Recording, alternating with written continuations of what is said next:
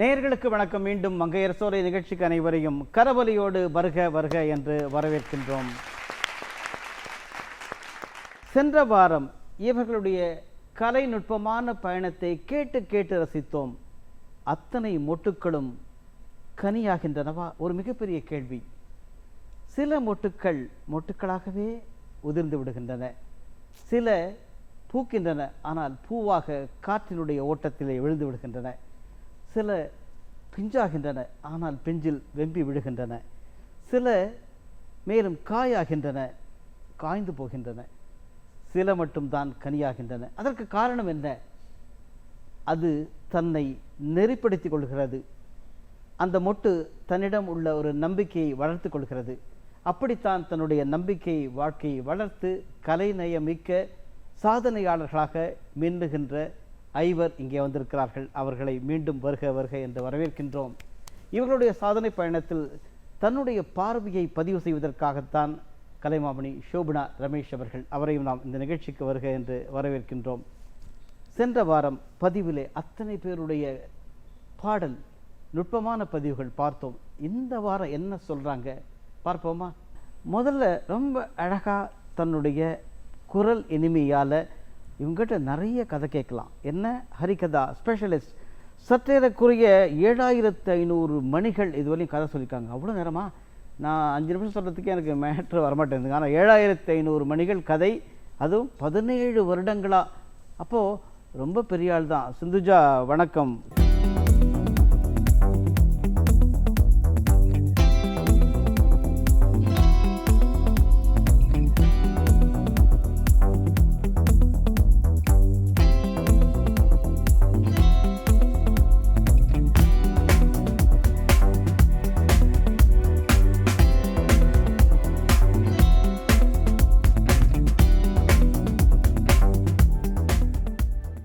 ஹரிகதை என்ன சொல்கிறீங்க? ஆக்சுவலாக எனக்கு ஒரு சின்ன இது ஒரு சாம்பிள்.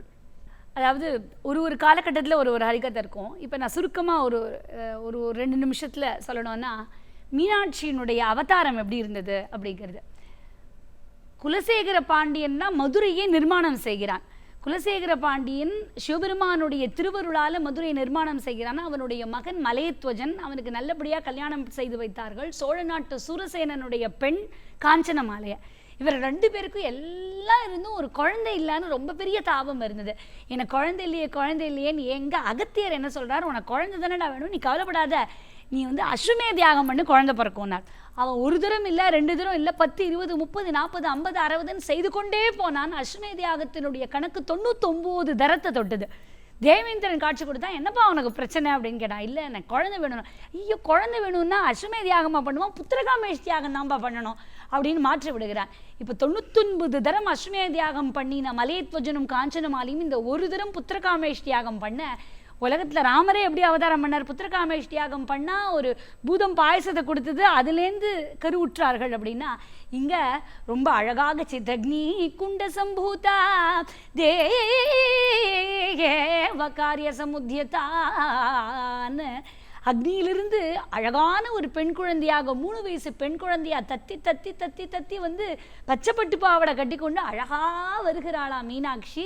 3 ஸ்தனங்கள், 3 மார்பகங்கள் இருக்கே அப்படின்னு கவலைப்படும் போது அசரீரி வாக்கு ஒலிக்கிறது. இவ எப்போ தன்னுடைய கணவனை பார்க்கிறாளோ அப்போ அவருடைய 3வது ஸ்தனம் மார்பகம் மறையும்னு சொல்ல, ஒரு பெண்ணை இன்னைக்கெல்லாம் கராத்தே குங்ஃபூலாம் நம்ம கற்றுக் கொடுத்து வளர்க்குறோம். ஆனால் இதெல்லாம் ஒரு பெரிய விஷயமே இல்லை.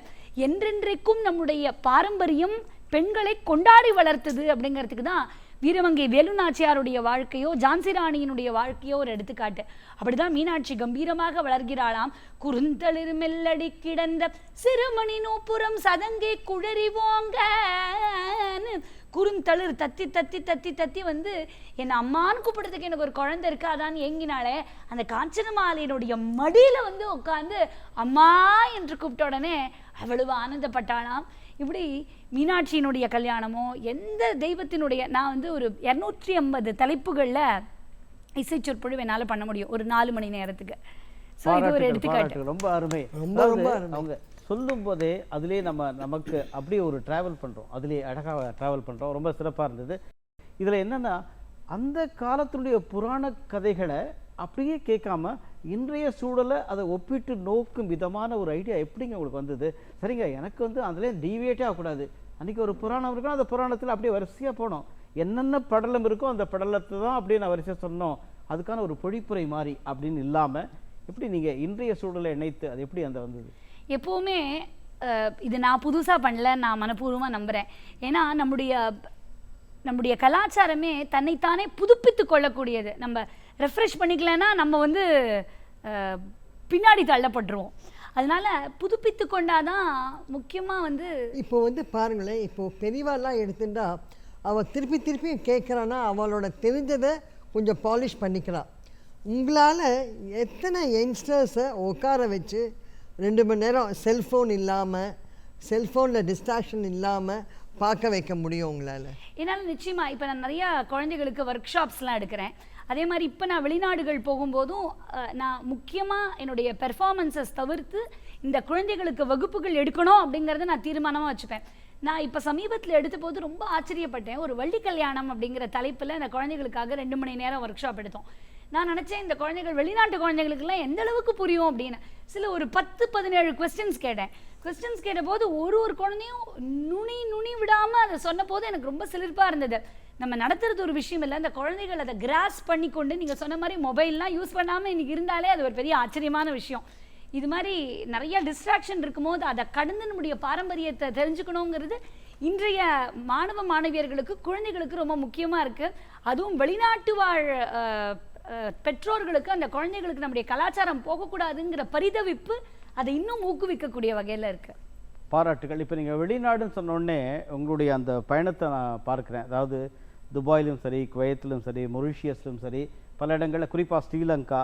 அதாவது கதை சொல்வதோடு மட்டும் இல்லாமல் அந்த கதையின் ஓட்டத்தை கதை சொல்கிறது ஓட்டம் தானே, அந்த ஓட்டம் இல்லாமல் அந்த கதை நடந்த இடத்தை நோக்கிய ஒரு பயணம் நகர்த்தலாக நீங்கள் ராமாயண யாத்ரா அப்படின்ட்டு இந்த யாத்திரிகர்கள் அந்த பயணிகளுக்கான ஒரு விளக்கத்தையும் சொல்லிட்டே போறீங்க இல்லையா? இந்த கான்செப்ட் அது ரொம்ப சுவாரஸ்யமான ஒரு விஷயம். எப்பவுமே நம்ம ஒரு கதையை கேட்டோம்னா அந்த கதை நடந்த இடத்துக்கு போகணும்னு ஒரு ஆசை வரும். அப்போ கதை நடந்த இடத்துலயே அந்த கதையை கேட்டால் எப்படி இருக்கும் அப்படிங்கிறதுனால ஒரு ட்ராவலாக, ஒரு டிவைன் ட்ராவலாக இங்கே காசி, அயோத்தியா அப்படின்லாம் போகும்போது அந்தந்த இடங்களில் எந்தெந்த இடத்துல எது நடந்ததுன்னு. ஸ்ரீலங்கா ராமாயண யாத்திரை ஒரு 10 நாட்கள் பல பேர் எங்களோட வந்தார்கள். அப்படி வரும்போது எங்கெங்கே இங்கே சீத்தையை சிறைப்பிடித்த இடம் எது, அசோக வாட்டிக்கா எது, ஒரு சித்தர்கள் வாழ்ந்த இடம் எது, வள்ளி கல்யாணம் நடந்த இடம் எதுன்னு ஒரு இடமா பார்த்து ரசிக்கும்போது அதனுடைய அந்த அழகு மெருகு கூடும். இப்போ மகாகவி சுப்பிரமணிய பாரதியாரோட பாட்டை பாரதியார் பாட்டாக கொடுக்கறதுக்கு முன்னாடி இந்த ஒரு ரைம்ஸ் போல கொடுத்தோம். இதெல்லாம் எட்டயபுரத்து பாரதியாம், மீசை பாரதியாம், முறுக்கு மீசை வைத்தவராம், தமிழ்கவி தந்தவராம், ஆடுவோமே பழு பாடுவோமே, ஆடுவோம் பாடுவோம் ஆனந்த கூத்தாடுவோம், பாப்பா பாட்டு பாடியே நம் கவிதை வளர்த்தாராம்னு இந்த மாதிரி ரைம்ஸாக போடும்போது சின்ன சின்ன குழந்தைங்களுக்கு கூட பாரதியாருடைய வாழ்க்கை வரலாறு மனசில் பதியும். வேலுநாச்சியார்னா யாருன்னு புரியும். இதுக்குண்டான ஒரு தேடலாக இருந்தது. அருமை, பாராட்டுக்கள். பாரதி என்று சொன்ன போது உங்களுடைய பயணம், அதாவது பாரதியார் என்னுடைய வாழ்க்கை, பாரதி என்னுடைய ஜீவன் என்று பயணிக்கின்ற கலைமாமணி சோபனா ரமேஷ், இந்த இடத்துல பாரதி அவங்க உச்சரிக்கும் போதே நீங்கள் இன்னொரு வாட்டி நிமிர்ந்து அப்படி உட்கார்ந்தீங்க. உங்கள் பயணம், நம்ம ராமாயணம், மகாபாரதம், அம்பாள் மேலே எல்லாம் பிச்சை எடுத்துட்டோம். எல்லாரும் பலவிதமாக, அதுவும் ராமரை பற்றியோ மற்றவளை பற்றியோ கம்பராமாயணம் எடுத்தால் நிறைய பேர் பண்ணிகிட்டு இருக்கோம். இது இருக்கட்டும். ஆனால் என்ன இல்லை, மகாகவி முண்டாசு கவிஞர்கிட்ட இல்லை, நவரசமும் இருக்குது. அது ஒரு இதையும் நம்ம ஆக்சுவலாக எடுத்து நம்ம மனசில் ஏற்றுக்கிறதுக்கு கொஞ்சம் நேரம் ஆகும். ஏதோ நம்ம படித்தோம் மனசில் வந்தாச்சுங்கிறது கிடையாது. அவரோட வார்த்தைகள்லாம் உடைத்து உடைத்து உடைத்து அது நம்ம சரியாக படிக்கும்போது இவ்வளோ இருக்கா, 39 வயதில் இவ்வளோ கொடுத்துட்டியா, இவ்வளோ கொடுத்துட்டு ஏன் அதுக்குள்ளே என்ன அவசரம் உனக்கு போகிறதுக்குங்கிற மாதிரி தான் மனசில் ஒரு வேதனை, கஷ்டமாக தான் இருக்குது. ஆனால் நீங்கள் சொல்கிற மாதிரி ரொம்ப சந்தோஷமாக இருக்குது. நீங்கள் பாரதியாரே பல விதத்தில் ரைம்ஸ்லாயும் சரி மற்றலையும் நீங்கள் எல்லா இடத்துக்கும் குழந்தைகளுக்கு சொல்லி அந்த மாதிரி வேறு என்ன வேணும். Very happy, all the best. கண்டிப்பாக ஒரு மிகச்சிறந்த ஹரிகதா கலைஞர், பொதுவாக சொல்லுவாங்க, காற்றுக்கும் மழைக்கும் பூட்டு ஏது, அதே போல தான் கலைகளுக்கும். உங்களுக்கான வாழ்த்துக்கள், பாராட்டுக்கள், மகிழ்ச்சி, மேலும் மேலும் வளர வேண்டும். ஒரு சிறந்த கலைஞர் தன்னுடைய வாழ்க்கை பயணத்தில் எப்படி மின்னி வருகிறார், அதை நம்ம திவ்யஸ்ரீ பாபுகிட்ட கேட்கலாம்.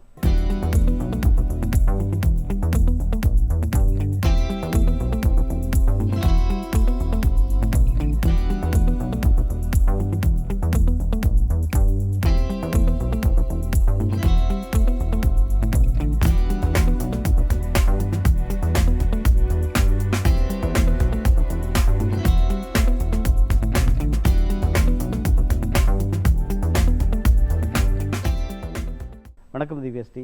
பாராட்டுக்கள். உங்களுடைய பயணம் வாழ்க்கையில் எப்படி இருக்கு இந்த கலைகளை நோக்கி?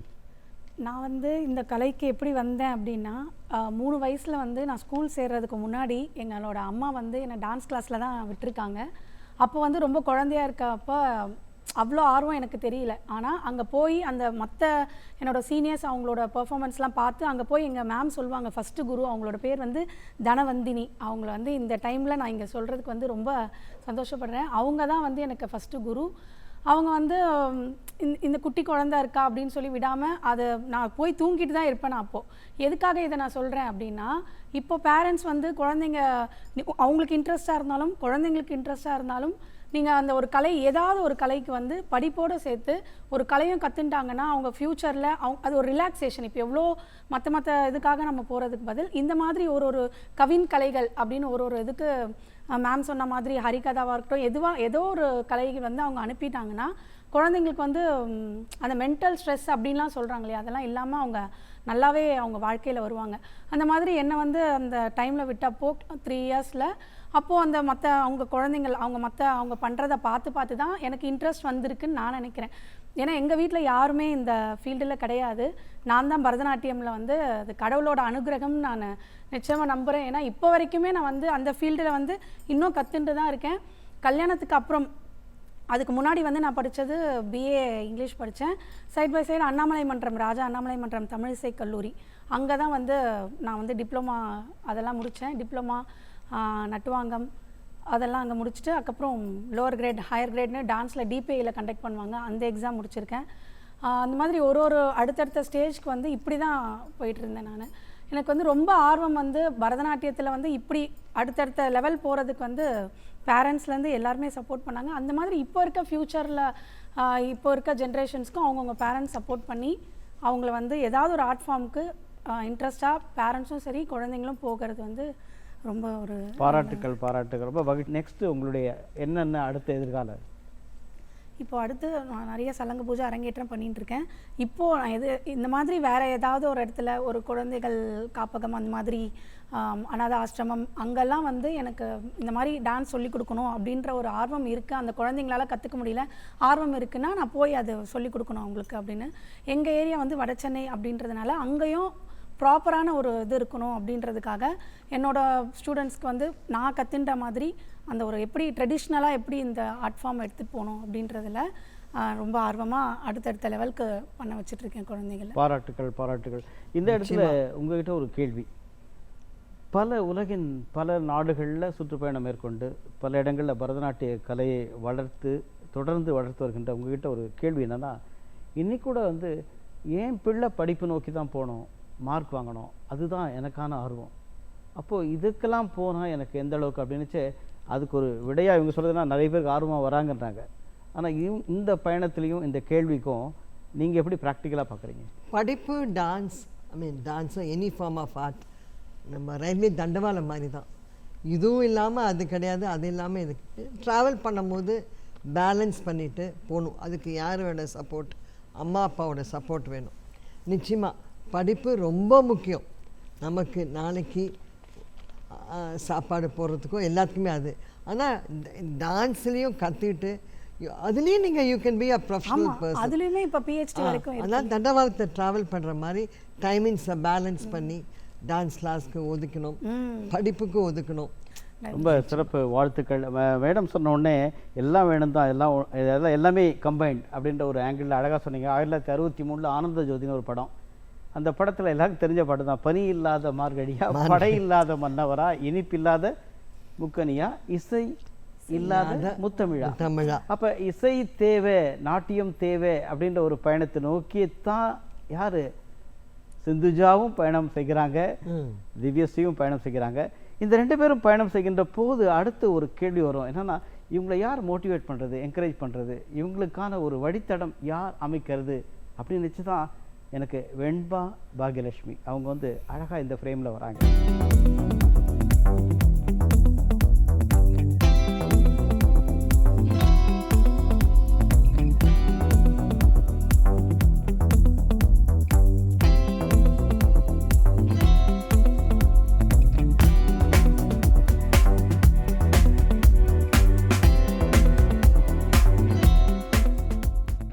வணக்கம் வெண்பா.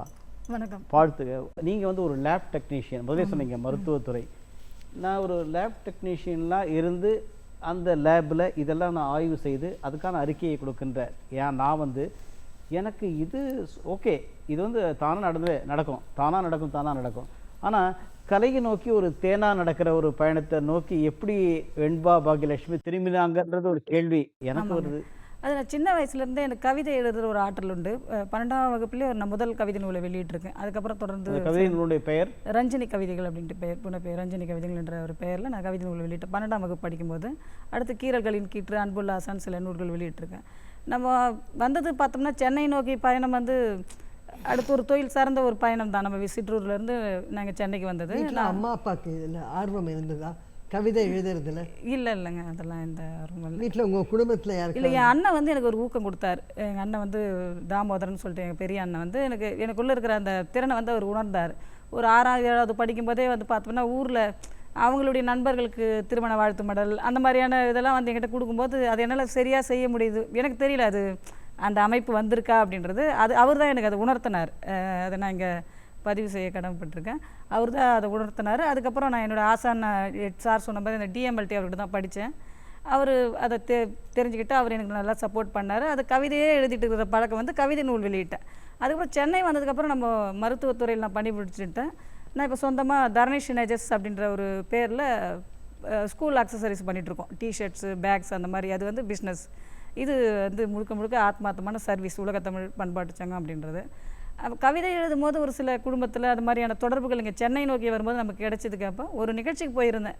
அந்த ஒரு கவியரங்கத்தில் கலந்துக்கிற ஒரு முதல் நிகழ்ச்சி தான். செப்டம்பர் 5 தேதி அது 2017 தியாகராஜ அரங்கம்னு நினைக்கிறேன். அந்த நிகழ்ச்சியில் வந்து அவங்க ஒரு தமிழ் அமைப்பு மாதிரி தான், கவியரங்கம் அந்த மாதிரியான நிகழ்ச்சி மட்டும் தனியாக போயிட்டு இதை நம்ம இப்படி பண்ணால் என்ன அப்படின்ற ஒரு எண்ணத்தை எனக்கு அப்போ கொடுத்துச்சு. நான் ஒரு பங்கேற்பாளராக தான் அங்கே போனேன். ஆனால் இந்த நம்ம ஒரு அமைப்பு நிறுவி கலைஞருக்கெல்லாம் வாய்ப்பு கொடுத்த அந்த கவிதையை தாண்டி அத்தனை கலைகளையும் உள்ளே கொண்டு வந்த அப்படின்ற ஒரு தாக்கத்தை அந்த நாள் எனக்கு உணர்த்துச்சு.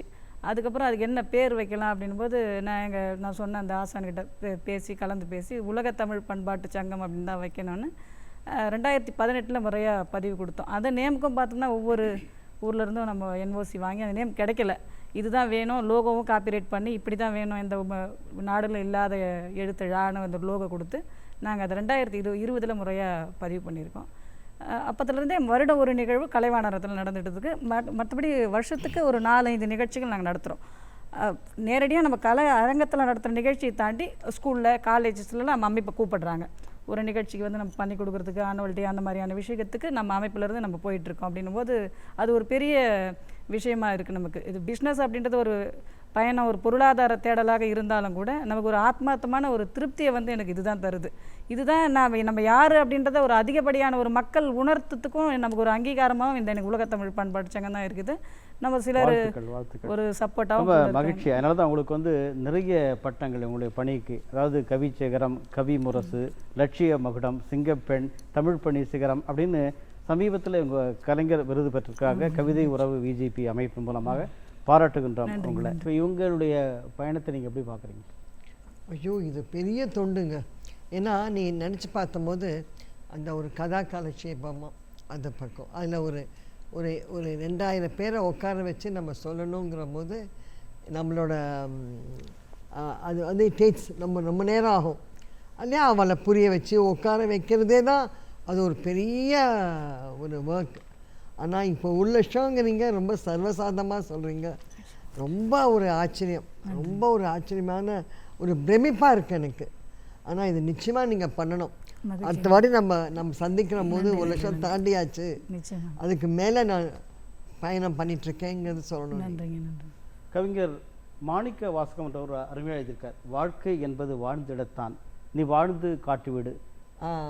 வாழ்க்கை என்பது வாழ்ந்திடத்தான், நீ வாழ்ந்து காட்டிவிடு. அதே போல வறுமையும் பெருமையும் உடன் வரும் தான், அதை நீ வரமாய் மாற்றிவிடு அப்படின்னு சொல்லியிருக்கார். ரொம்ப அழகாக சொன்ன கவிதை வரிகள் தான் நினைவுக்கு வருது. உங்களுடைய லைஃப்பில் மேலும் பல சாதனைகள் புரிய வேண்டும்.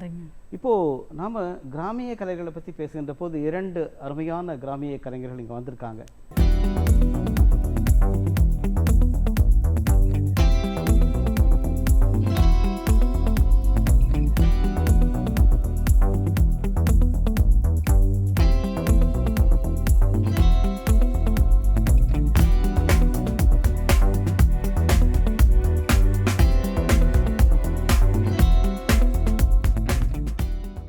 பல துறைகளில் தன்னால் சாதிக்க முடியும் அப்படின்னு நினச்சா நீங்கள் ஒரு இடத்துல தட்டச்சர் டைப்பிஸ்டாக வேலை பண்ணீங்க. ஆனால் எனக்கு தட்டி அதை விட தாளம் தட்டுவதற்கான பாடலை நான் பாடுவது தான் எனக்கு சிறப்பு அப்படின்னு அந்த பாடலை நோக்கிய ஒரு பயணத்தை நீங்கள் ரொம்ப அழகாக செய்கிறீங்க. இன்றைக்கி வட தமிழகத்தில் புகழ்பெற்ற கிராமிய கலைஞர் ஜெயலட்சுமி உங்களுக்கு அனைவரும் கரவுள் எழுப்பி நான் பாராட்டி வருகின்றோம். உங்களுடைய லைஃப் எப்படி இதில் ஆர்வம் வந்தது? நான் வந்து ப்ரொஃபஷ்னலாக நீங்கள் சொன்ன மாதிரி ஃபஸ்ட்டு டைப்பிஸ்டாக தான் இருந்தேன். அதுக்கப்புறம் வந்து ஆஃப்டர் மேரேஜ் நான் ஸ்கூலில் டீச்சராக ஒர்க் பண்ணியிருக்கேன். நிறைய ஸ்கூல்ஸில் டீச்சராக ஒர்க் பண்ணியிருக்கேன். எனக்கு இது வந்து சின்னதுலேருந்தே ஆர்வம் இருக்குது, கலையில் ஆர்வம் இருக்குது. ஃபார் எக்ஸாம்பிள் இந்த பாடுறது, லைட் மியூசிக், இதெல்லாம் ரொம்ப ஆர்வம் எனக்கு. லைட் மியூசிக்லாம் ரொம்ப ஆர்வம். எங்கள் அம்மாவே எனக்கு சொல்லியிருக்காங்க, நான் 3 மாத கை குழந்தையாக இருந்தப்பவே டேப் ரெக்கார்டர் பின்னாடி எதனா ரேடியோ போட்டாங்கன்னா அந்த தலை மட்டும் கரெக்டாக அந்த பேக் சைடில் போகுமா. அப்போவே அம்மா சொல்லுவாங்க, உனக்கு பாட்டுன்னா அப்போவே இது இருக்குது, ஆர்வம் இருக்குதுன்னு. ஸோ அதெல்லாம் ஒரு இது சின்ன ஒரு ஹிண்ட் தான் அது.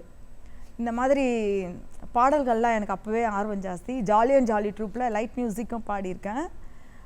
அதை தவிர சொன்னேன் இல்லையா, பிள்ளைங்கள்லாம் வந்து சின்ன பிள்ளைங்களாக இருக்கப்போ ஸ்கூலில் டீச்சராக ஒர்க் பண்ணேன். பையன் ஒரு 9th ஸ்டாண்டர்ட் படித்து முடித்தப்போ நான் அந்த ப்ரொஃபஷன் விட்டு திருப்பியும் டைப்பிஸ்டாக தான் வந்தேன்.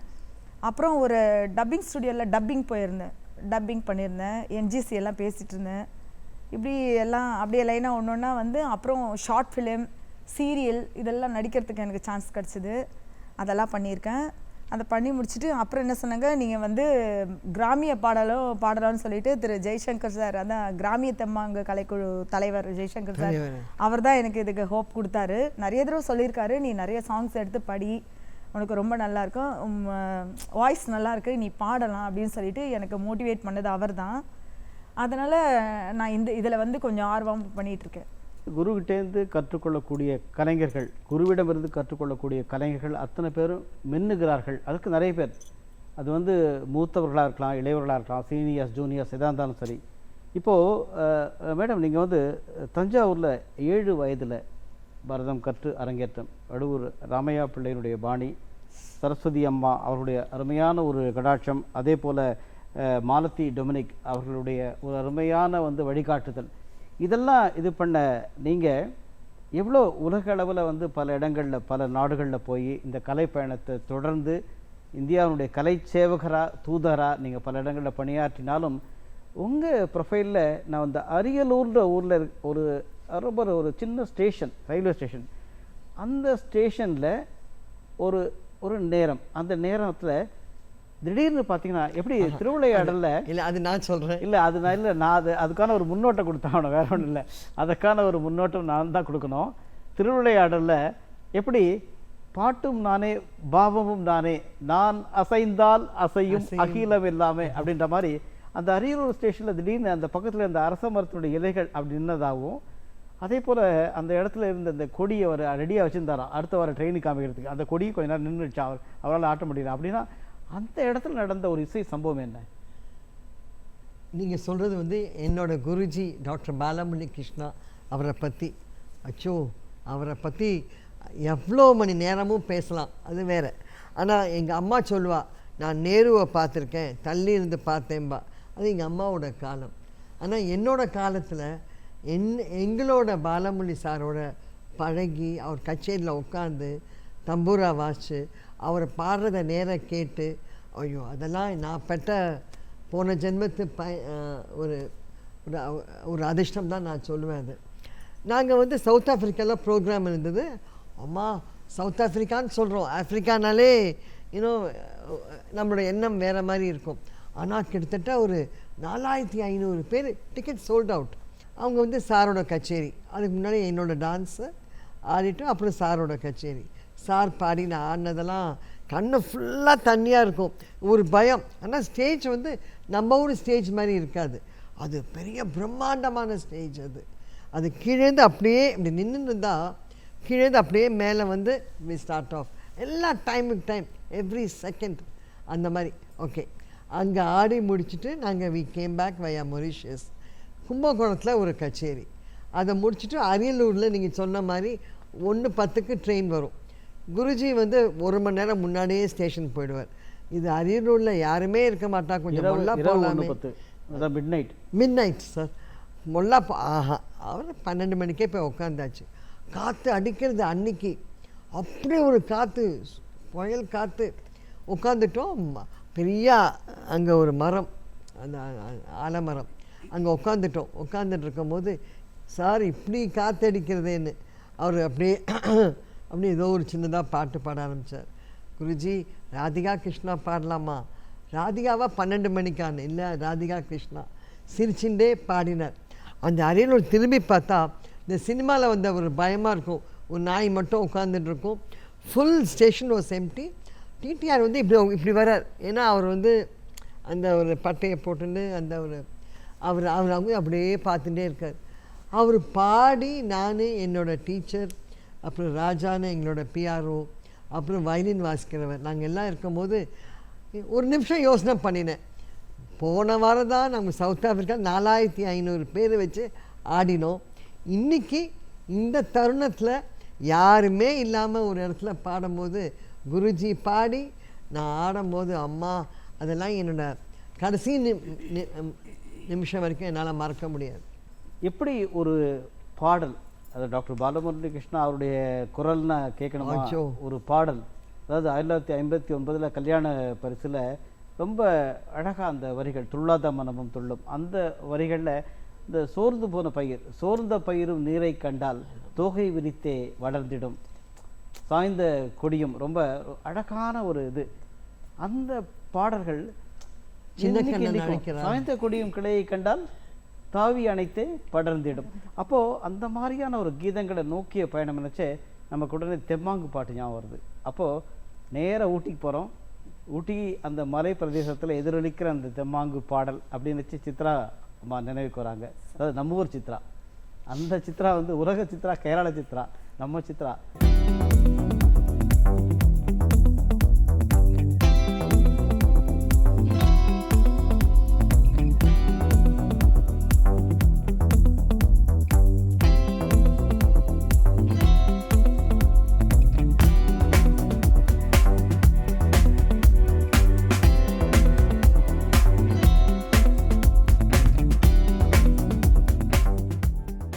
வணக்கம் மேடம். வணக்கம் சார். அதாவது நீங்கள் மாவட்ட ஆட்சியர் அவருடைய விருது வாங்கியிருக்கீங்க. மாவட்ட ஆட்சியர் அதோட நீலகிரி மாவட்டத்தில் வந்து மிகச்சிறந்த ஒரு கலைஞராக பேர் பெற்றீங்க. உங்களுக்கு வாழ்த்துக்கள். சரி, இப்போது எனக்கான ஒரு தேடல், எனக்கு குரல் இருக்குது, என்னுடைய கணவர் உதவுறாரு, அப்போ நான் வில்லுப்பாட்டு கலைஞராக நான் அப்படி எல்லா இடம் போகிறோம் அப்படின்னுச்சு. எப்படி அந்த அரசாங்கத்தினுடைய ஒரு பார்வை உங்கள் பக்கம் வந்தது? எப்படி வந்ததுன்னா, நான் டைப் ரைட்டிங், மேடம் சொன்னது தான் டைப் ரைட்டிங், கம்ப்யூட்டர், நான் ஹேண்ட் ரைட்டிங்ஸ் நல்லா போடுவேன். 2 டைப்பிஸ்ட்டுக்கு ஒன்றா உட்காந்துட்டீங்கன்னு நினைக்கிறேன். கம்ப்யூட்டர் டீச் பண்ணிட்டு தான் அந்த மாதிரி ஒரு சோஷியல் ஒர்க்கில் தான் நான் இறங்கி வந்தேங்க. அப்போ தான் மேடம் சுப்ரியா சாகு அங்கே ஆட்சியாளராக இருக்காங்க. அப்போ அவங்களுடைய ஹேண்ட் ரைட்டிங்ஸில் நான் இலவசமாக பிள்ளைகளுக்கு கற்றுக் கொடுக்கும்போது ஒரு மகளிர் குழுவில் என்னை தேர்ந்தெடுத்தாங்க, இது இலவசமாக சொல்கிறதுக்காக. அப்போ ஒரு அவேர்னஸ் கொடுக்கறதுக்காக அங்கே போயிருந்தாங்க. நகராட்சி மூலியமாக, அந்த பாடல் மூலியமாக அவங்க எனக்கு ஒரு சான்ஸ் கொடுத்தாங்க அந்த இடத்துலைங்க. அப்போ தான் அந்த அறிவொளி இயக்கம் சாயங்காலத்தில் நாங்கள் இப்போ மேடையில் போய் இந்த இப்போ திண்ணையில் போயிட்டு அவங்களுக்கு ஒரு அறிவொளி இயக்கம், சர்வசிக்ஷா அபியான், படிக்காத குழந்தைகளை போய் திரும்ப போய் பள்ளியில் சேர்த்து விட்டு அவங்கள மேலும் முன்னேற செய்கிறது. நான் ஒரு ஹோம் மேக்கர் தான். ஆனால் இந்த ஒர்க்கெல்லாம் நான் செய்வேன். திரும்ப பிள்ளைகளை வந்து காரியத்தை அதை கண்டினியூ பண்ண சொல்லிட்டு அந்த மாதிரி இருக்கும்போது எனக்கு அவங்களுடைய கையில் ஒரு அவார்டு கிடச்சிதுங்க. மது அதை ஒழிப்பதற்கான அந்த பாடலையே நான் போய் ஒப்பிட்டு பார்க்குறேன். என்னென்னா, இந்த மதுவை குடிச்சிட்டு ஏன் இருக்கீங்க, தெளிவு தரவே முடிந்திடுதல், அவன் தெளிஞ்சு போகணும். அடுத்ததாக இதை நம்ம குடிக்கக்கூடாது, உடலுக்கு கேடு அப்படின்னு சிந்திக்கணும். அப்படி சிந்திப்பார்க்கு களிப்பு சந்தோஷம் வருவதற்கான ஒரு வாழ்க்கையை உருவாக்கும் விதமாக உங்கள் பணிகள் தொடர்ந்து நீங்கள் செஞ்சிட்டீங்க. இப்போ எப்படி வில்லுப்பாட்டு உங்களுக்கு பல இடங்களில் போகக்கூடிய வாய்ப்புகள் கிடைச்சிருக்கா? கவர்மெண்ட் அரசாங்க சப்போர்ட் இருக்கா? எப்படி போயிட்டுருக்கு? கவர்மெண்ட் அரசாங்க சப்போர்ட் இதுவரையிலும் எனக்கு கிடைக்கலங்க சார். இந்த பாராட்டு மட்டும் தான் கிடைக்கும். பாராட்டு கிடைச்சிருக்கு, அவார்ட் கொடுத்துருக்காங்க. ஆனால் இது மற்றபடி எல்லா இடத்துலையும் என்னை பயன்படுத்திக்கிறாங்க. பள்ளிகளில், எங்களுடைய கிராமங்களில், பட்டணங்களில் எல்லாம் வந்து பயன்படுத்திக்கிறாங்க சார். இந்த பசியை குறித்து, அந்த ஒரு பருக்கையை குறித்து கூட எனக்கு அந்த வார்த்தை இன்னும் ஒரு மோட்டிவேஷனான ஒரு காரியம் தான் அது. நிலத்தை உழவு ஊட்டி பண்படுத்தி உரமிட்டு வயல் முழுவதும் தண்ணீர் பாய்ச்சி 4 பக்கமும் வரப்பு வெட்டி தண்ணீர் வயலில் தேங்கினதுக்கு அப்புறம் ஏர் பூட்டி மாட்டுக்கு நுகுத்தடி பூட்டி 3-4 முறை பரம்பு ஓட்டி விதை தூவி விதை நாற்று முளைத்தவுடன் அதை சேரோட முடிக்கட்டி பிடுங்கின நாற்றை சேரி நீங்க கழுவி தேங்கின சேற்று நீரில் இறக்கி பெண்டியரோடை நாற்று நட்டு நாற்று பூமியை பிடித்து வளர்ந்தவுடன் பூச்சி மருந்து அடித்து களையெடுத்து நெல் இலை பிடிச்சு தலை சாய்ந்திருந்த நெல் கதிர்களை அறுத்து பௌர்ணமி இரவிலே போர் நெல்லடித்து வைக்கோல் தனியா கதிர் தனியா பிரித்து முறைப்படி வந்து பருக்கையில் விழும்போது தான் இது தானாக வந்து அந்த சாப்பாடு நம்மளுக்கு வந்து சேருது அப்படின்னு சொல்கிறாருங்க.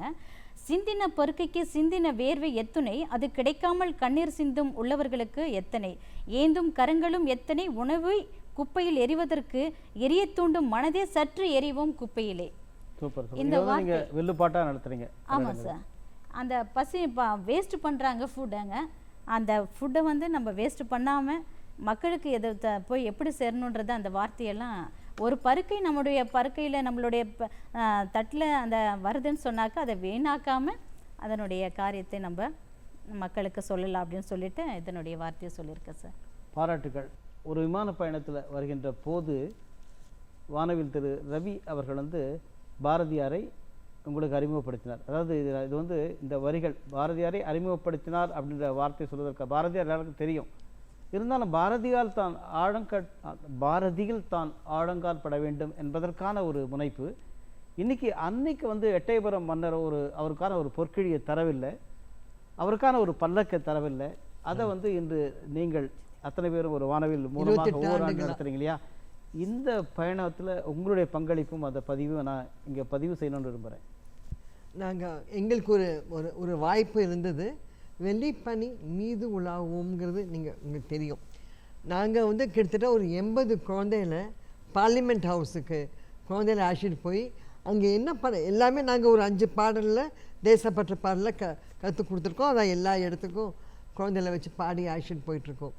நாங்கள் டெல்லி ஃப்ளைட்டில் போகும்போது எவ்வளோ 45,000 அடி மேலே போகும்போது அந்த 80 பசங்களும் அந்த பாட்டை ஒரே நேரத்தில் பாடும்போது அந்த பைலட் எழுந்து வெளியே வந்துட்டார். என்ன ஆகுதுன்னு அவருக்கு எப்படி தெரியும் இல்லையா? தெரியாது. ஆனால் அந்த இடத்துல வந்து பார்க்கும்போது ஒரு ஆச்சரியம். இப்படி அடித்த உடனே இந்த குழந்தைகளுக்கெல்லாம் ஒரு சந்தோஷம். பாரதி நீ வெள்ளி பனி தானே நீ நாங்கள் பாருங்க 45,000 அடி மேலே போயும் நாங்கள் குழந்தையில பாட வச்சு அழைச்சின்னு போயிட்டோங்கிற மாதிரி இந்த ஒரு நினைவு எல்லாமே யாராவது ஒருத்தர் என்றைக்குமே நம்ம சொல்லுவோம். சுவாமி விளக்கேற்றும் போது அது அவ்வளோ பெரிய வெள்ளி விளக்காக இருக்கலாம், தங்க விளக்காக இருக்கலாம், பித்தளை விளக்காக இருக்கலாம். அதுக்கு ஒரு சின்ன குச்சி வேணும். அது அழகாக அதை வந்து எப்படி எரிய வேண்டுமோ அது எரிய வைக்கிறதுக்கு ஒரு சின்ன ஒரு குச்சி வேணும். அது மரக்குச்சி தான், அதுதான் வேணும் நமக்கு. அந்த மாதிரி நம்ம எல்லாரையுமே பாரதியார் பற்றி பேசுகிறதுக்கோ இல்லை அது கொண்டு வந்த இந்த ஒரு தொலைக்காட்சிக்கு என்றைக்குமே நம்மளோட நன்றியை கண்டிப்பாக பாராட்டுகிறோம். ஏன்னா ஒரு பதிவு இன்றைக்கி வில்லுப்பாட்டிலும் சரி, கிராமிய பாடலையும் சரி, ஹரிகதாவிலும் சரி, எல்லா இடங்கள்லையும் பாரதியாரை சொல்கின்ற போது அந்த புதுமை பெண்ணை படைத்தவர் அவர்தான். அப்போது அந்த பாரதியாரை கொண்டாடுகின்ற அத்தனை அமைப்புகளையும் நம்ம பாராட்டுகின்றோம். பல அமைப்புகள், பாரதியார் சங்கமாகட்டும், வானவில் அமைப்பாகட்டும், அதில் நிறைய பேர் பாரதியார் சங்கம் உலகநாயகி பயணிவிட்ட எல்லோரும். ஆமாம். அப்போ வானவில் அமைப்பில் திரு வானவில் ரவி, அதே போல் திரு வாபேசு அவர்கள், எழுத்துச் சிற்பி சிவசங்கரி அவர்கள், அதே போல் பர்வீன் சுல்தான் அவர்கள், நீங்கள் சோபனா ரமேஷ், இத்தனை பேரை நம்ம அதாவது நிறைய பேர் இருக்காங்க, ஒரு சில பேரை சொல்வதற்கு எல்லாரும் சொன்னதாக ஒரு அர்த்தம். பாராட்டுவதற்கான காரணம், இப்படிப்பட்ட கலைஞர்கள் மத்தியிலே பாரதி வாழ்கின்றார் என்ற ஒரு பதிவை நம்ம இப்போ சொல்வதற்காகத்தான். இப்போ இவங்க 2 பேருடைய கிராமிய கலைகளை நோக்கி சிந்துஜா, இப்போ உங்களுடைய இப்போ இவங்க சொல்ற அந்த அந்த பகுதியில் ஏன் ஹரிகதா பண்ணக்கூடாது, போயிட்டு அவங்க சப்ஜெக்டை எடுத்து அப்படின்ற இதான ஒரு முனைப்பு? இல்லை, அவசியமாக. அதாவது ஒரு ஒரு கதை, ஒரு இசை சொற்பொழிவு என்பது எல்லா மட்டத்திலையும் சென்று சேர வேண்டும் அப்படிங்கிறது தான் நம்முடைய பிரதிபலிப்பாக இருக்கும். அதே மாதிரி நான் முக்கியமாக தவற விட்ட விஷயத்த இந்த நேரத்தில் சொல்ல கடமைப்பட்டிருக்கேன். முக்கியமாக என்னோடது சம்பிரதாய பாடல்கள் அப்படிங்கிறது ஒரு தொகுப்பாக நான் செய்து கொண்டிருக்கிறேன். நிறைய கல்யாணங்களில் இந்த ஊஞ்சல் பாட்டு, அதே மாதிரி நலங்கு வைக்கும்போது உண்டான பாட்டு, அதுக்கப்புறம் மசக்க, நம்முடைய வாழ்க்கையிலேயே நம்முடைய சம்பிரதாயத்தில் ஒன்றுமே பாட்டு உண்டு. பாட்டு இல்லாமல் நம்ம வீட்லேயும் எந்த விழாவும் கிடையாது, நாட்டிலையும் எந்த விழாவும் கிடையாது. அப்படி ஒரு பெண் கர்ப்பம் முறுகிறாள் அப்படின்னா அதுக்கு உண்டான பாட்டு, நாள் தள்ளி போனதென்று நாணமுடன் சொல்ல நாடி பார்த்து மருத்துவச்சி நல்ல செய்தி சொன்னாள், 3 மாதம் முடியும் போது மசக்கையில் நாளே அவள் முன்னும் பின்னும் நடந்து நடந்து வாந்தி எடுத்தாள். இந்த மாதிரி ஒன்றுத்துக்கும் ஒரு பாட்டு. அதே மாதிரி தாலாட்டும் போது நம்ம வெறும்னா குழந்தைய நல்ல 4 சாதி தூங்க வைக்கிறது நம்மளுடைய பழக்கம் இல்லை. அதே மாதிரி அந்த குழந்தைக்கு தான தர்மம் செய்தவனோ எரு பூட்டி தந்தவனோ தாலோ தாலேலோன்னு குழந்தையும் பாடினா ரொம்ப நல்லா இருக்கும். இப்படி குழந்தைகளுக்கு கூட நம்முடைய பாரம்பரியம் எதுன்னு சொல்லி தாலாட்டு, இப்படி என்னுடைய வழக்கத்துலேயே என்னுடைய ப்ரொஃபஷன்லேயே நான் என்ன பண்ணுறேன்னா, இந்த சம்பிரதாய பாடல்களை அந்தந்த நிகழ்ச்சிகளில் போய் கல்யாணத்தில் போய் பாடுறது, அதே மாதிரி நலங்கு பாடல்கள், அந்த தேங்காய் சுற்றும் போது பாட்டு, அது மாதிரி ஒன்றுத்துக்கும் நம்ம சம்பிரதாய பாடல்கள் இருக்குது. அதே மாதிரி நான் ஒரு ஒரு ஒரு ஒரு ஒரு முறை கையாண்டேன், அது ரொம்ப சக்ஸஸ்ஃபுல்லாக போச்சு. இந்த கல்யாணங்களில் வந்து இந்த கூரப்புடவை கட்டி கொண்டு வரக்கூடிய நேரம் அந்த 10-15 நிமிடம் அமைதியாக இருக்கும், நம்ம எல்லாரும் பேசிக்கொண்டு தான் இருப்போம். அப்போது அங்கே 1.5 மணி நேரத்துக்கு உண்டான ஒரு பெரிய கதை சொல்லக்கூடிய களம் அது கிடையாது. ஆனால் ஒரு 15 நிமிஷத்துக்கு நல்ல விஸ்தாரமாக அந்த கதையை சொல்லலாம். அப்படிங்கும்போது இப்போ மீனாட்சி கல்யாணத்தை 15 நிமிஷத்தில் எப்படி சொல்ல முடியும்? எந்த தலைப்பாக இருக்கட்டும், எதையுமே 5 நிமிஷத்துலேயும் சொல்லணும், 5 மணி நேரத்துலையும் சொல்லணும் அப்படிங்கிறது. அப்போ வந்து கதா கேப்சியூல் அப்படிங்கிற ஒரு தலைப்பில் நான் என்ன செய்தேன், இந்த பெண் கூறப்படுவ மாற்றி கொண்டு வரக்கூடிய அந்த நேரத்துக்குள்ளே என்ன கதையை சொல்லலாம், மீனாட்சி கல்யாணம், காமாட்சி கல்யாணம், பாண்டுரங்க வைபவம், இந்த மாதிரி பல்வேறு தலைப்புகளில் பண்ணது ரொம்ப ஹைலைட்டாக அது மேலும் மேலும் வரவேற்கப்படக்கூடிய ஒரு நிகழ்ச்சியாக இருக்குது. எனக்கு மாதம் ஒரு 10லேருந்து ஒரு 20 நிகழ்ச்சி இந்த கதா காப்சியூலே வரும். அப்போ இந்த கல்யாணங்களில் என்ன ஆகும்னா, அந்த எப்படியுமே மொய் எழுதாமல் போக மாட்டார்கள். அதனால அந்த நேரத்தில் எப்படியும் இருந்து ஆசீர்வாதம் பண்ணிவிட்டு போகக்கூடிய அந்த ஒரு 15 நிமிஷத்தில் ஒரு கதை கேட்டால் ஒரு நிறைவுத்தன்மை, அதுவும் ஒரு தெய்வத்தை பற்றி, தெய்வத்தினுடைய கல்யாணத்தை பற்றி சொல்லி அவருடைய கல்யாணம் நடக்கும்போது அதுவும் ஒரு அடிஷ்னலான ஒரு பலமாக இருக்கும். இப்படி என்னுடைய களம் அப்படிங்கிறது வந்து பாடல்கள், அதாவது இந்த இசைச்சொற்பொழிவு தமிழில், இங்கிலீஷில், இந்த மொழிகளில் சொல்கிறதோடு இல்லாமல் அதே மாதிரி ஹிந்தியில் பஜன்ஸ், மீரா பஜன்ஸ், சூர்தாஸ் பஜன்ஸ், அதே மாதிரி ஒரு 5 லாங்குவேஜஸ் கான்சர்ட் அப்படின்னு தெலுங்கில் நம்ம தியாகராஜ கீர்த்தனை இருக்குது.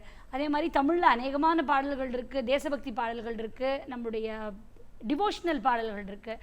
அதே மாதிரி அபங்ஸ் அப்படின்னா மராட்டி பாஷையில் அவ்வளவு அற்புதமான அபங்கங்கள் கொண்டு கொட்டியிருக்கார் சந்துக்கள்லாம். அது போன்ற அபங்கங்கள், பத்ராச்சல ராமதாசரோட தெலுங்கு பாட்டு, இந்த மாதிரி ஒரு தொகுப்புகளாக செய்து கொண்டு வருகிறேன். இது வெளிநாடுகள்லையும் நல்ல வரவேற்பு இருக்குது. கண்டிப்பாக நீங்கள் சமீபத்தில் செய்த ஸ்ரீ காமாட்சி கல்யாணமும் அத்தகைய ஒரு அருமையான ஒரு பதிவாக நம்ம பார்க்குறோம். இப்போ இந்த ஒருங்கிணைப்பு நாம் சொல்வது என்ன வந்து, அதாவது ஒரு ஊட்டி மலையிலேருந்து வந்த அவங்களுடைய வந்து இந்த தெம்மாங்கு பாடலாகட்டும், இங்கே ஜெயலட்சுமியினுடைய நாட்டுப்புற பாடல், உங்களுடைய இது, அதே போல் திவ்யஸ்ரீனுடைய நடனம், அதை சார்ந்த நட்டுவாங்கம், இதெல்லாம் பார்க்கும்போது இந்த கலைகளுடைய ஆழம், இந்த கலைகளுடைய அது வேடம்னு சொல்லலாம். கலைகள் ஒரு இமயம் இல்லையா, அது ஒரு மலை மாதிரி, ஒரு யானை மாதிரி, அப்படிப்பட்ட ஒரு மிகச்சிறந்த பதிவுகளை வழங்குகின்ற போது திவ்யஸ்ரீ உங்ககிட்ட ஒரு கேள்வி. இப்போது இந்த சூழலில் உங்கள் மாணவர்கள் இந்த இடத்துல இருந்தால் அவங்களுக்கு என்ன சொல்லுவீங்க?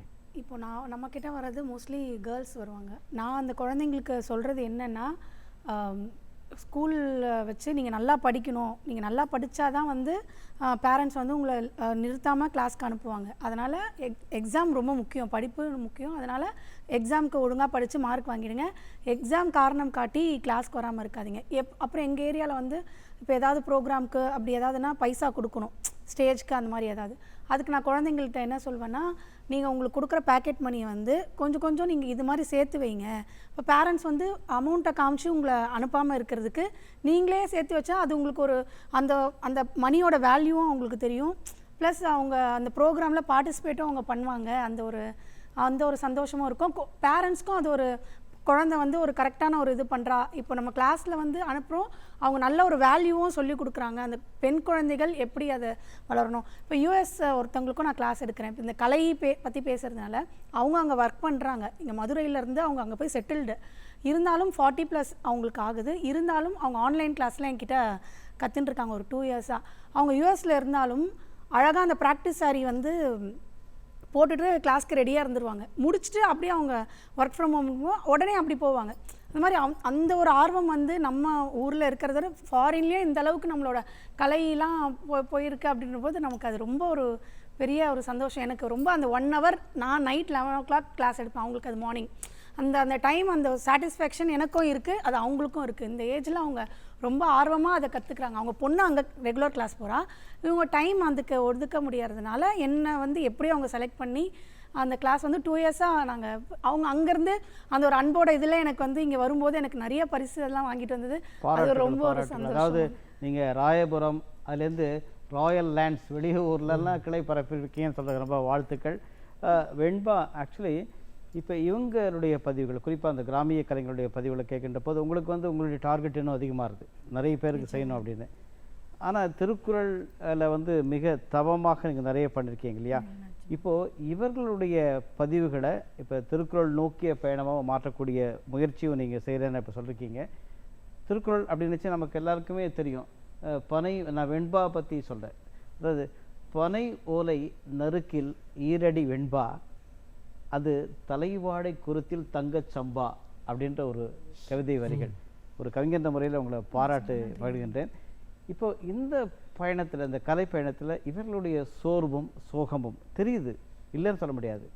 அதாவது கண்டிப்பாக சிந்துஜா உற்சாகமாக இருக்காங்க. என்னால் ஹரிகதா இத்தனை கல்யாணங்கள் நான் பண்ணுறேன், அது பாருங்கள் ஒரு கேப் கிடச்சா போகிறோம், அந்த இடத்துலையும் வந்து அதாவது கூறப்பட கட்டுற நேரத்தில் கூட நான் ஒரு கதை சொல்ல முடியும். இது வந்து உண்மையிலே ஒரு பாராட்டுகின்ற விஷயம். ஆனால் இங்கே இருக்கிற 2 கலைஞர்கள் வந்து ஆனால் எங்களுக்கு அந்த வாய்ப்புகள் குறைவு அப்படின்றாங்க. ஆனால் ஒரு கிராமிய கலைஞர்களை வளர்க்கும் விதமாக இருக்கின்ற உங்களுடைய முன்னெடுப்பு இவர்களுக்காக என்ன? அதான் அடுத்தது. இல்லைங்க சார், இப்போ வந்து கிராமிய கலைகளுக்கு வந்து வாய்ப்புகள் குறைவு, அந்த மாதிரியான விஷயங்கள் வந்து இந்த தமிழ் சங்கங்கள் தான் அதுக்கான அதை நலிவடைந்து போகாமல் மெருகூட்டணும் அப்படின்ற மாதிரியான செயல்பாடுகள் தான் செய்துட்ருக்கு.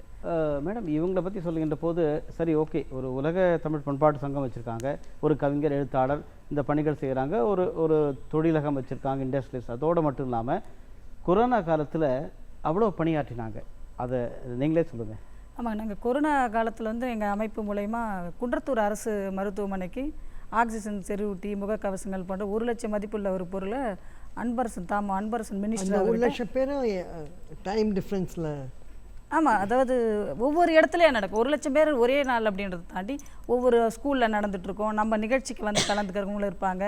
நம்ம ஒருங்கிணைப்பாளர்கள் அந்தந்த மாவட்டத்திலிருந்து அதுக்கான வேலைகளை செய்வாங்க.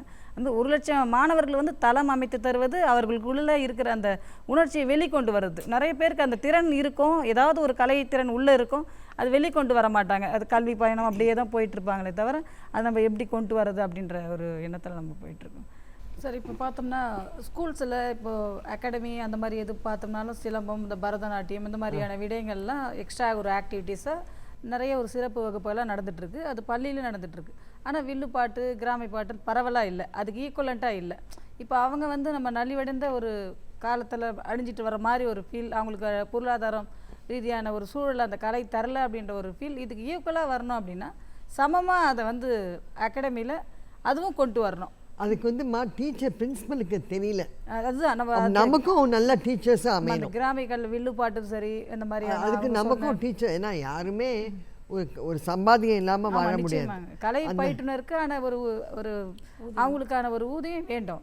மற்ற சில கலைகள் பார்த்தோம்னா ஒரு ட்ரெடிஷ்னலாக கரெக்டாக போயிட்டுருக்கு. ஆனால் அந்த கலைகள் அந்த சம அளவுக்கு இல்லை. நம்ம கொண்டு நம்ம கையில் தான் இருக்குது. இல்லை, அது இருந்துட்டா அவங்களுடைய அந்த பொருளாதார ரீதி வந்து ஈக்குவல் ஆகிடும். ஈக்குவலாக, ஆமாம். அது என்ன நம்ம சமைச்சங்களோ இல்லை மற்றபடி உங்கள் தொலைக்காட்சி மூலயமாலாம் நீங்கள் அது ஒரு விழிப்புணர்வு செய்தியாக இதையும் கொண்டு வந்து வீக் அவங்க இது ப்ரேயர் ஹாலில் பேசலாம். நம்ம பேசுனா அவங்களுக்கும் அதுக்கான வாய்ப்புகள் கிடைக்கும். அது பள்ளிக்கூடத்தில் ஒரு வகுப்பாக வைக்கும்போது வாய்ப்பு வரும்ன்றது என்னோட கருத்துங்க. பாராட்டுக்கள், பாராட்டுக்கள். ரொம்ப ஒரு அருமையான பதிவாக சொன்னீங்க. அதாவது இன்றைய சூழலில் இப்படிப்பட்ட பகிர்வுகள் கண்டிப்பாக தேவைப்படுது. இப்படிப்பட்ட பகிர்வுகள் மூலமாகத்தான் வந்து மேலும் நம்ம கலைகளுக்கான ஆதரவையும் அதற்கான ஒரு புரிந்துணர்வும் ஏற்பட்டு மேலே மேலே கலைகளை வளர்க்கக்கூடிய ஒரு அருமையான சூழல் உருவாகும் உண்மைதான்.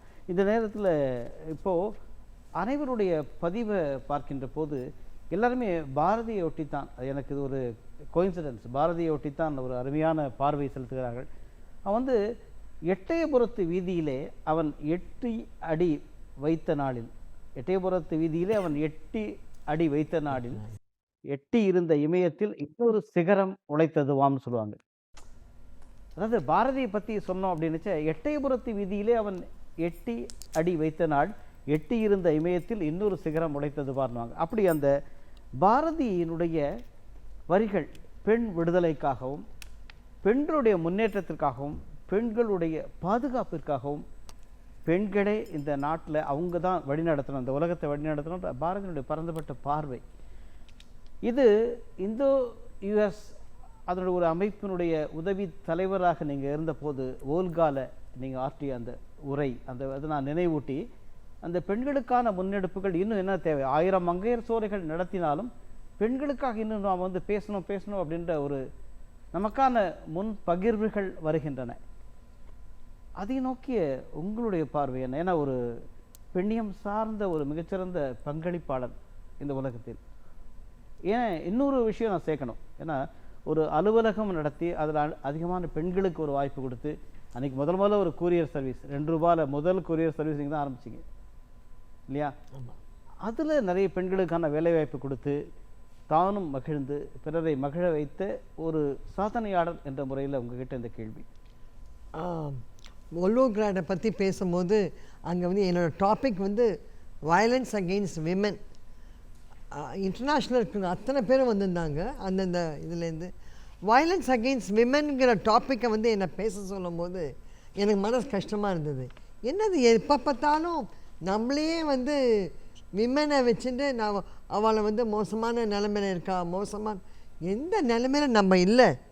எந்த தொழில் எடுத்தாலும் நம்ம இருக்கோம். அதில் ஃப்ளைட் ஓட்டுறதுலேருந்து எதை எடுத்தாலும் சரி, ஒரு விஷயம் கூட நம்மளால் நம்ம இல்லாமல் கிடையாது. ஸோ அதனால் வயலன்ஸ் அகெயின்ஸ்ட் விமன்கிற போது நான் எனக்கு மனசை ஏற்றுக்கல. இருந்தாலும் நான் எனக்கு அந்த வந்த வாய்ப்பை விட இஷ்டம் இல்லை. ரஷ்யா போனேன், ஓல்வோகிராட் போனேன், சுற்றி பார்க்கும்போது அவ்வளோ விமன், இன்டர்நேஷ்னல் விமென்ஸ் டே பேசினேன். என்ன பேசினேன்? வயலன்ஸ் அகெயின்ஸ்ட் விமென்கிற டாப்பிக்கே கிடையாதுன்னு. அந்த ஒரு ஒரு தன்மை இருக்கக்கூடாது, அதை பற்றி பேசவும் கூடாது அப்படின்னு பேசிட்டு நான் என்ன பேசணுமோ அதை பேசிட்டு இறங்கிட்டேன். ஆனால் அதுக்கு அப்படியே ஒரு அப்ரிசியேஷன் வந்தது. என்ன நினச்சா எங்களை அடிப்பாங்க, எங்களை சூடு போடுவாங்க, இந்தியன் விமென்லாம் வாயை பொத்தின்னு உட்காரணும், இதை பற்றி தான் நான் பேச போகிறேன்னு இல்லை. I went against that. அது ஒரு சந்தோஷமான ஒரு நிகழ்ச்சி. எனக்கு என்றைக்குமே எந்த விஷயத்தை பார்த்தாலுமே ரசிக்கிற தன்மை உண்டு. அது பெண்களை எடுத்தாலும் சரி, நம்ம போட்ட நம்ம உடுத்திட்டு வந்த ட்ரெஸ்ஸாக இருந்தாலும் சரி, அது நம்ம பிளான் பண்ணி இந்த தோடு சரியாக இருக்குமா, அது நமக்கு நம்மளை பேம்பர் பண்ணலன்னா எப்படி? சிவாமா சொல்லுவா, கால் வலி முட்டு வலினா நம்மளை குழந்தையிலேருந்து ஓட வச்சது இந்த கால். டான்ஸாக இருக்கலாம், பாட்டாக இருக்கலாம், ஏறி குச்சி விளையாட்டாக இருக்கலாம், பல்லாங்குழியாக இருக்கட்டும் கைக்கு, இல்லைனா நம்ம வந்து பாண்டி விளையாட்டாக இருக்கலாம், எல்லாத்துக்கும் காலை வச்சு ஓட்டிட்டு நம்ம என்ன பண்ணணும்? காலுக்கு நம்ம வந்து கொஞ்சம் ஆறுதல் சொல்லணும். எவ்வளோ எனக்கு பண்ணிட்டேன், நான் உனக்கு பண்ணுறேனே அப்படிங்கிற மாதிரி அதை சொல்லணும். இல்லை நம்ம எவ்வளோ இடத்துக்கு ஓடி இருக்கோம், ஓடி பஸ்ஸில் ஏறுறது, இறங்குறது, டான்ஸ் ஆடுறது, இல்லை தாண்டி போகிறது, காய்கறி வாங்கிறது, எல்லாமே இந்த காலை தான் யூஸ் பண்ணுறோம். ஆனால் அதுக்கு ஒரு வலி வரும்போது ஐயோ வலி வந்துடுது. ஏன் வலி வந்துடுது? ஐயோ காலே உனக்கு வலி, நான் இருக்கேன் உனக்கு உன் காலை உன்னை பார்த்துக்கிறதுக்கு அந்த எண்ணம் நமக்கு வரணும். காலுக்கே நம்ம பண்ணும்போது நம்ம கூட வாழ்க்கிற பெண்களுக்கு அது வேண்டாமா? நிச்சயமாக அது வேணும். எங்ககிட்ட ஆஃபீஸில் கிட்டத்தட்ட 1000 பேரில் என்னோடய ஃபஸ்ட்டு சாய்ஸே விமனுக்கு தான். ஏன்னா நான் ஃபீல் பண்ணுறது என்னென்னா, எந்த குடும்பத்தில் ஒரு குடும்பத்தை வந்து நல்ல வழியில் கொண்டு போகிறதும் இல்லை ஒரு குடும்பத்தில் மனக்கசப்பை கொண்டு வரதும் பெண்கள் தான். அது நிச்சயமாக அதில் எந்த விதமான மாற்றமும் கிடையாது. குடும்பத்தை சந்தோஷமாக ஆக்குறது நம்ம தான்.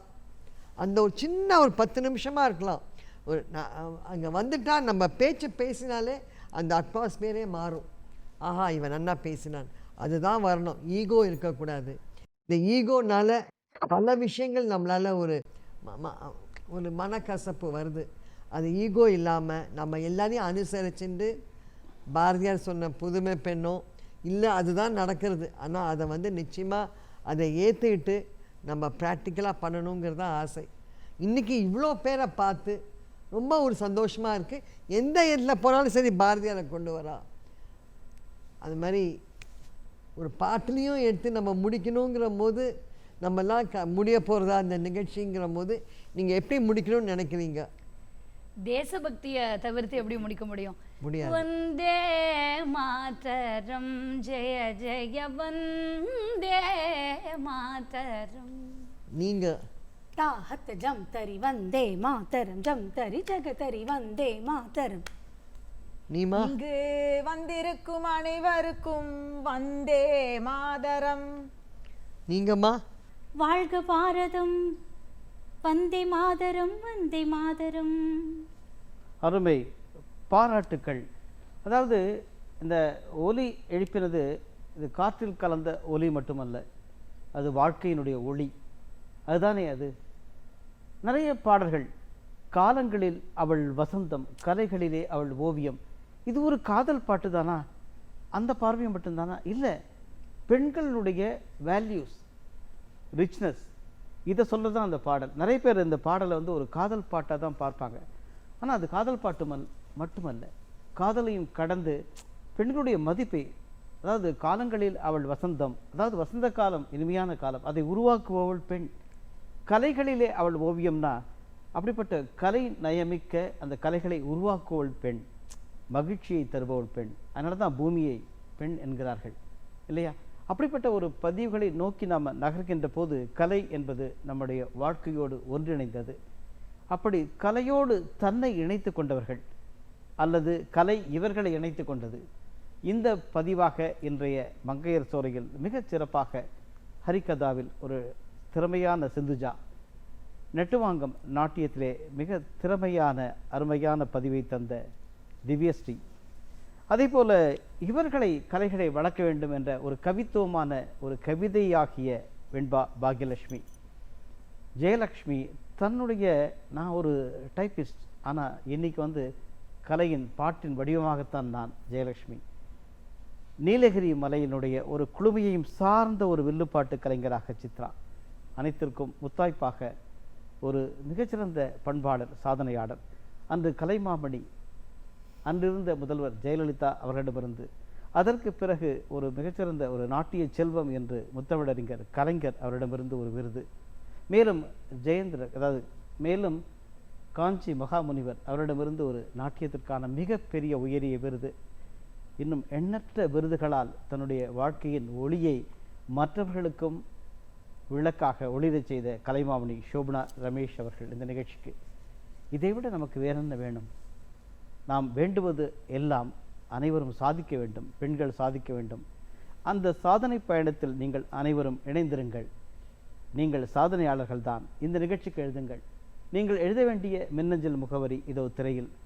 எழுதுங்கள், எங்களோடு இணைந்திருங்கள், உங்களுடைய கருத்துக்களையும் பகிர்வு செய்யுங்கள். மீண்டும் மங்கையர் சோலையில் இணைந்திருப்போம். நன்றி, பாராட்டுக்கள், வாழ்த்துக்கள்.